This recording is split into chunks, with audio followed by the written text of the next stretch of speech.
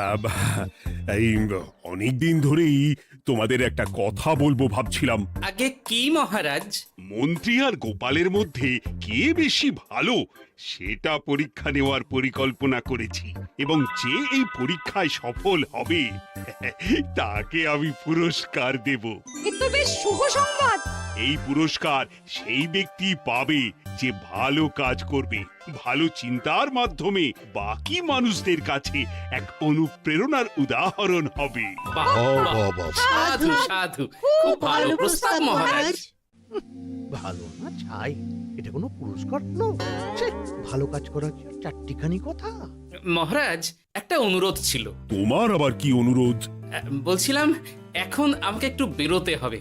আসলে আজ আমার নাতি নাতনিদের দল বাড়ি আসবে অনেক দিন পর, তাই ওই আর কি একটু গল্প আড্ডা খাওয়া দাওয়ার ব্যাপার আছে, এই আর কি। কোথাকার কোন রাজা এলো আমার? যখন ইচ্ছে আসবে, যখন ইচ্ছে যাবে, আর সেগুলো নাকি আমাদের মেনেও নিতে হবে। উফ, মন্ত্রী, এই হিংসুটে পানাগুলো কবে বন্ধ হবে তোমার বলো তো? তুমি যাও তো গোপাল। মানুষের ভালোবাসা পাওয়া, জনপ্রিয় হওয়া এত সহজ নয়। অনেক ধন্যবাদ মহারাজ। আমার তো বেশ গর্ব হয় তোমার জন্য, আর আমি চাই যে গোপাল আরো ভালো কাজ করে সেরা নাগরিক সম্মান পেয়ে এই কৃষ্ণনগরের মুখ আরো উজ্জ্বল করুক। নিশ্চয়ই মহারাজ, চেষ্টা করব। তবে পুরস্কারের কথা ভেবে আমি কোনোদিন কাজ করি না মহারাজ। যেটা আমার ঠিক মনে হয় তাই করি। এবার আমায় অনুমতি দিন, আমি আসি। হুম, বেশ বেশ, যাও যাও।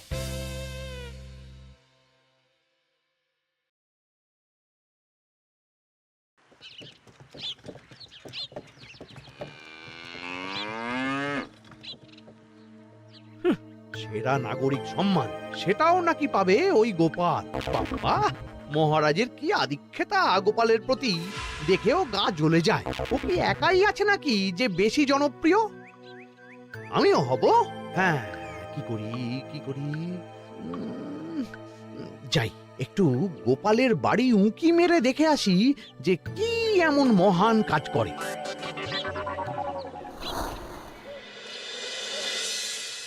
ও দিদা, শরবতটা দারুণ হয়েছে গো। হ্যাঁ, প্রাণটা জুড়িয়ে গেল।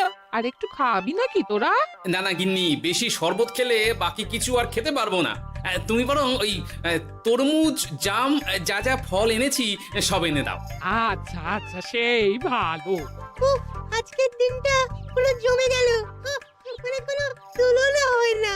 সে আর বলতে, গোপাল দাদুর জায়গা কেউ কোনোদিনও নিতে পারবে না। কয়জন দাদুকে দেখেছে ওরা জীবনে? এসব তো আমিও খাওয়াতে পারি, বেশি বাড়াবাড়ি। এই নে সোনারা আমার, তোদের জন্যই তো তোদের দাদু এসব এনেছে। হ্যাঁ, এই তোরা খা, কেমন? লজ্জা করিস না কিন্তু। সে আর বলতে, ও দাদু, তুমি এবার পরের গল্পটা বলো তো। কি ব্যাপার, মন্ত্রী মশাই হঠাৎ আড়ি পাচ্ছে কেন? কই গো দাদু, চুপ করে আছো যে? হ্যাঁ, বলছি। এবারে বুঝলি, এবারে তোদের একটা অন্যরকম গল্প বলবো। ধুর, আরে কি বলছে সব ঠিক করে শোনাও যাচ্ছে না। আর একটু ভালো করে উঁকি দি।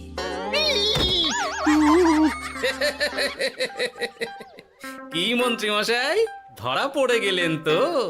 ওই জন্যই বলে অতি কৌতূহল ভালো নয়। কিসের কৌতূহল শুনি? কিসের কৌতূহল? তুমি কি ভাবছিলে যে আমি আড়ি পাচ্ছিলাম?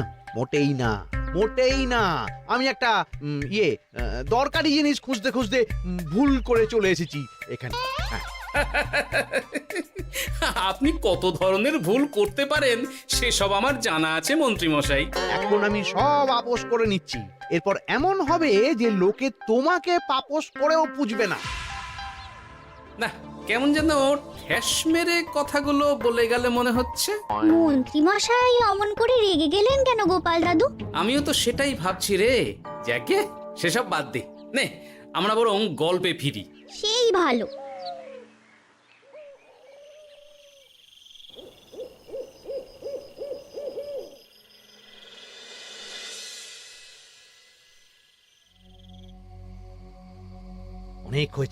অনেক হয়েছে গোপালের গুণগান।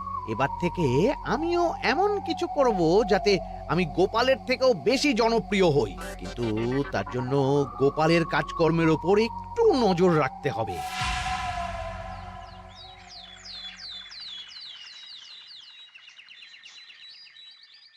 শোন বটাঘটা, কয়েকদিন তোদের গোপালের ওপর পুরো নজর রাখতে হবে। গোপাল কিভাবে কি করছে, কেমন করে করছে, সব এসে আমাকে জানাবি তোরা। আচ্ছা মন্ত্রীমশাই, চিন্তা করবেন না। একেবারে গোপালের দিন পঞ্জিকা বানিয়ে দেব আপনাকে।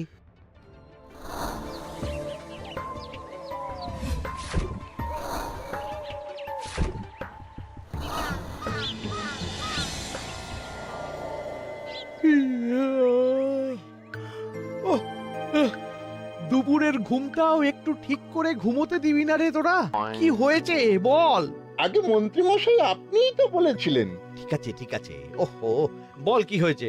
দেখে যা বুঝলাম গোপাল বড় উদার, পরোপকারীও।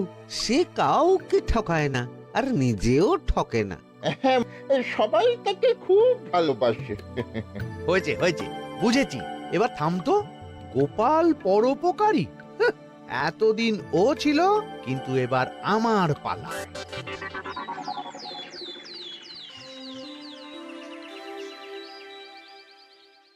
মহারাজ, আমার একটা কাজ আছে, তাই আজ একটু তাড়াতাড়ি বেরোতে হবে। দয়া করে অনুমতি দিন। তোমার আবার আজ কি কাজ আছে? কেন মহারাজ, আমার কি কোনো নিজের কাজ থাকতে পারে না? আপনার যদি আমার উপর কোনো সন্দেহ থাকে, তাহলে আপনি নজর রাখতে পারেন। আহা মন্ত্রী, আমি কি সে কথা বলেছি একবারও? তাহলে এটা যদি গোপাল বলতো, তাহলে কি আপনি ওকে এত প্রশ্ন করতেন? এর মধ্যে আবার আমি আসছি কোথা থেকে? দেখছেন তো মহারাজ, কেমন আগ বাড়িয়ে ঝগড়া করতে আসে। ওহো, ঠিক আছে মন্ত্রী, তুমি যাও। ও কি, আবার কি হলো? প্রণাম করছো কেন? এই, ভালো কাজ শুরু করার আগে আপনার আশীর্বাদ নিয়ে নিলাম মহারাজ।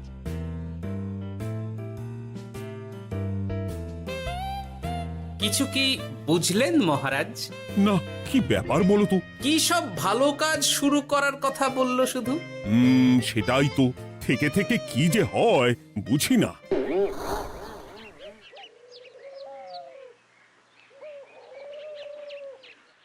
তা বলেছিলাম, সব মনে আছে তো?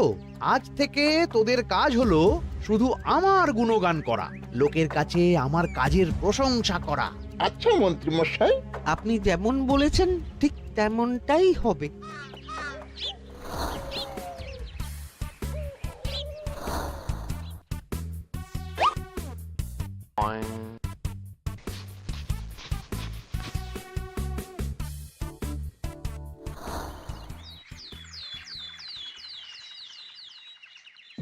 সত্যি কথা, মন্ত্রী মশাই মতো আর ভালো মানুষ হয় না। ওনার মন অনেক বড়। সে আর বলতে। বরাবরই তো খুব বড় মাপের মানুষ। আরে আরে গোপাল দাদা, আরে কোথায় চললে? এই রাজসভায়। ও মা, তাহলে তো তোমার সাথে মন্ত্রী মশাইয়েরও দেখা হবে। হবে বই কি? বাহ বাহ বাহ বাহ, তাহলে তুমি একটু ওনাকে আমার গিন্নির তরফ থেকে ধন্যবাদ জানিয়ে দিও। গতকাল উনি আমাদের অনেক সাহায্য করেছিলেন কি না? সাহায্য? মন্ত্রী মশাই? আচ্ছা, ঠিক আছে।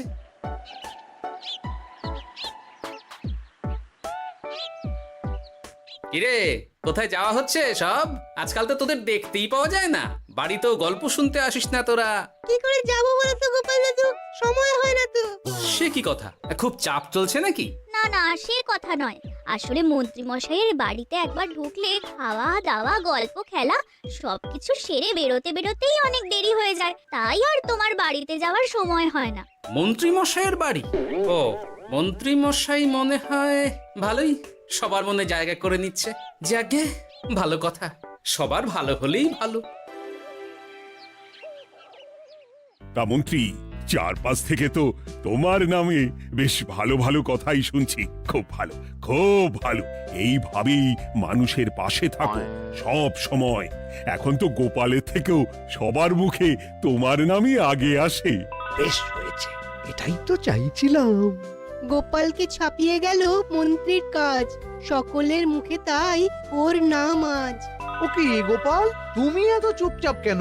সবাই এখন আমায় বেশি ভালোবাসে, এতে কি তোমার কোনো অসুবিধা হচ্ছে গোপাল? অসুবিধা? কি যে বলেন মন্ত্রী মশাই, এটা তো খুব ভালো কথা। তবে কি বলুন তো, মানুষ যত তাড়াতাড়ি মাথায় তোলে, কিছু হলে ঠিক তত তাড়াতাড়ি মাথা থেকে নামিয়ে দেয়। মানে কি বলতে চাইছো? না তেমন কিছু না, ওই নিজের জায়গাটা ধরে রাখাটাই আসল। সত্যি কথা বলেছো গোপাল, এক দুদিনে রাতারাতি কিছু অর্জন করা যায় না। যাই হোক, সভা আজ এখানেই শেষ করলাম। না, এখন আর কারোরই আমাকে প্রয়োজন নেই মনে হয়। সবাই তো মন্ত্রী মশাইয়েরই জয়গান করছে, তবু যেন কেমন খটকা লাগছে আমার। ধুর, এত ভেবে কাজ নেই, ভোলা ময়রার দোকান থেকে বরং কটা রসগোল্লা কিনে নিয়ে যাই। ওই গো, আমাকে গোটা 10 রসগোল্লা দাও তো। রসগোল্লা তো হবে না। কি হবে না? এই তো সামনে রাখা দেখতে পাচ্ছি। ওগুলো ওই মন্ত্রী মশাইয়ের জন্য রাখা আছে। ওগুলো ছাড়া তুমি অন্য কিছু বলো, আমি দিচ্ছি। না থাক, কিছু লাগবে না।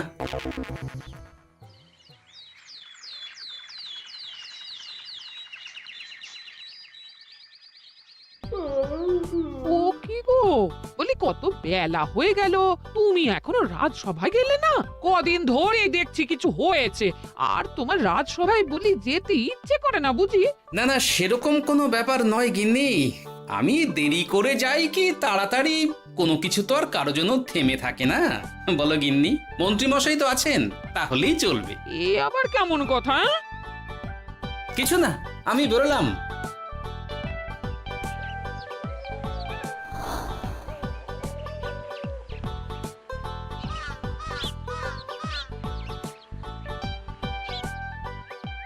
কিরে, তোরা সব এখানে দাঁড়িয়ে কেন?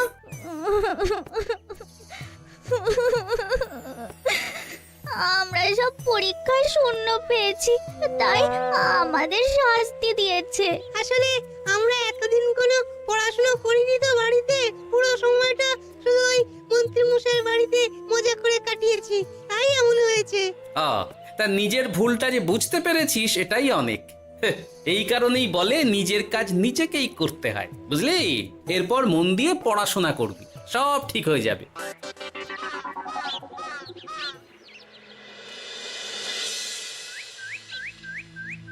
ও কি গো ভোলা মায়েরা, এমন মুখ বেজার করেছে কেন?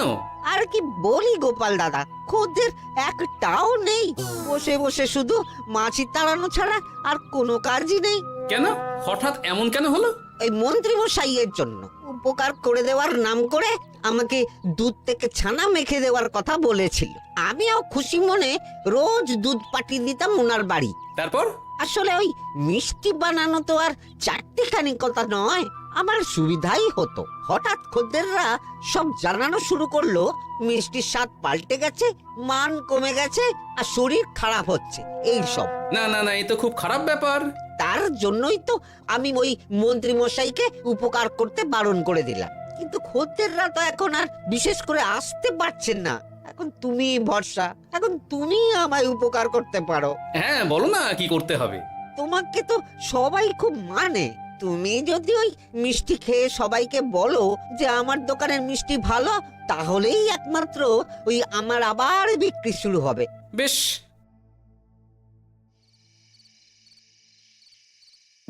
শোনো শোনো, তোমাকে না একটা কথা বলার আছে। কি কথা? তুমি ভালো মানুষই করছো, তাতে তোমার লাভ, আমার কি লাভ আছে তাতে? মানে তোমার আবার কি চাই?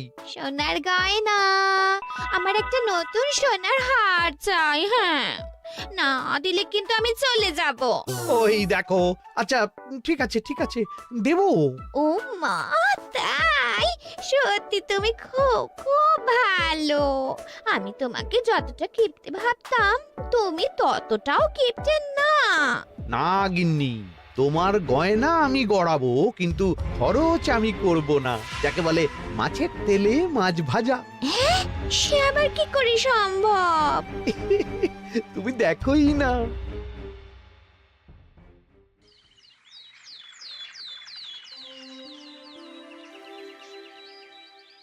মহারাজ, আপনার কাছে একটা অনুরোধ ছিল। হ্যাঁ বলো না। এই আগামী সপ্তাহে আমি সকলকে বিনামূল্যে বস্ত্র ও খাদ্য সামগ্রী বিতরণ করতে চাই। আর তার জন্য আমার ইচ্ছা যে আপনি সেখানে প্রধান অতিথি হয়ে আসুন। বাহ বাহ বাহ, এ তো ভারী উত্তম প্রস্তাব, নিশ্চয়ই যাব। অনেক ধন্যবাদ, এ তো আমার পরম সৌভাগ্য মহারাজ। কি খুশি তাহলে? এই আর একটা কথা, মানে বুঝতেই তো পারছেন অনেক খরচ, তাই অল্প পরিমাণ যদি মোহর, মানে আপনার যেটা ভালো মনে হয়। বুঝেছি বুঝেছি, আর বলতে হবে না। আপনি মহান মহারাজ, আজকে বুঝতে পারলাম আপনি সকলকেই সমান চোখে দেখেন। কি হয়েছে গো, তোমরা সকলে এখানে? বড় বিপদে পড়ে এসেছি গো দাদা। কি হয়েছে একটু খুলে বলো দেখি। মন্ত্রী মশাইয়ের অতি উপকারের ঠেলায় আমাদের সকলেরই বড় সমস্যা দেখা দিয়েছে। প্রথম বুঝতে পারিনি, কিন্তু এখন বুঝতে পারছি। দয়া করে কিছু একটা করো গোপাল দাদা। বুঝলাম, ঠিক আছে, আমি দেখি কি করতে পারি। যা বুঝছি, কিছু একটা করে মন্ত্রীমশাইয়ের উপকার থেকে সকলকে বাঁচাতেই হবে। কিন্তু কি করি পেয়েছি উপায়। সামনেই বস্ত্র ও খাদ্য সামগ্রী বিতরণের অনুষ্ঠান করবে বলেছে না? ওটাতেই কিছু একটা করতে হবে। যা বললাম তাহলে বুঝলি তো? ভালো করে মন্ত্রীর উপর নজর রেখে আমাকে সবটা জানা। হ্যাঁ গোপাল দাদু, কোনো চিন্তা করো না, মন্ত্রী মশাইয়ের আসল রূপ সামনে আসবেই।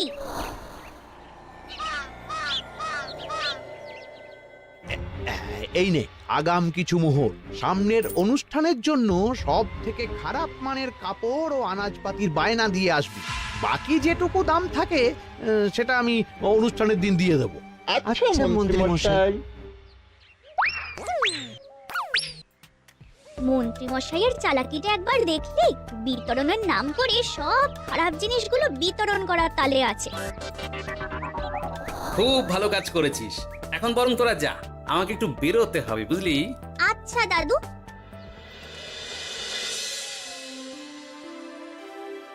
তুমি সত্যি বলছো গোপাল? এত বড় বিশ্বাসঘাতকতা!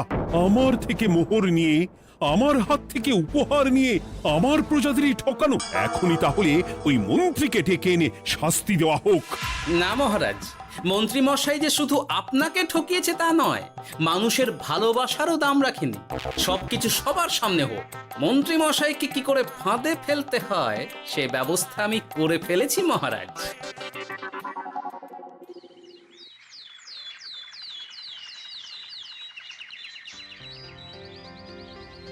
যাক বাবা, এই সুযোগে প্রচুর মোহর হাতে চলে এলো।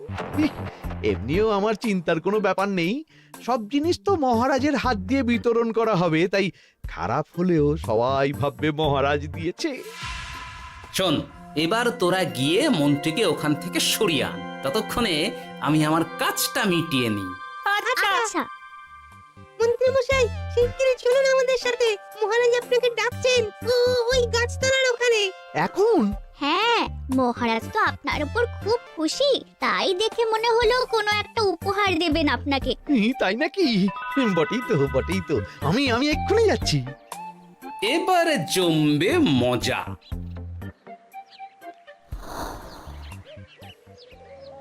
কই দেখি, কেউ তো কোথাও নেই। আমাকে যে বললো মহারাজ ডাকছেন, আমি বরং মঞ্চেই ফিরে যাই।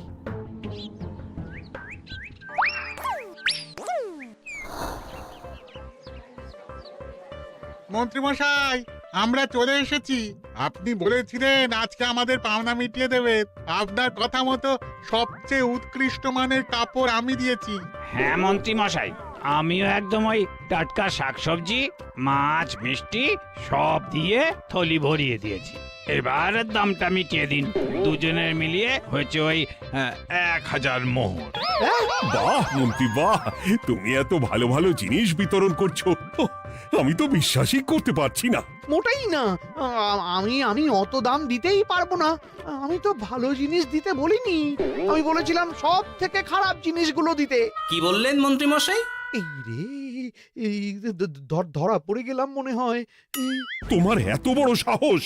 তুমি আমার রাজ্যে থেকে এইভাবে মানুষকে ঠকাবে? আমায় ক্ষমা করে দিন মহারাজ, আমি ইচ্ছা করে এমন করিনি। আর আমি কোনো কথা শুনতে চাই না। উপকারের নাম করে তুমি আমার প্রজাদের যা অপকার করেছো সব আমি জানি। তোমাকে শাস্তি পেতেই হবে। প্রহরী, বন্দি করো মন্ত্রীকে। মহারাজ, আর হবে না, আর হবে না মহারাজ, আর হবে না। ওই জন্যই বলে যেমন কর্ম তেমন ফল।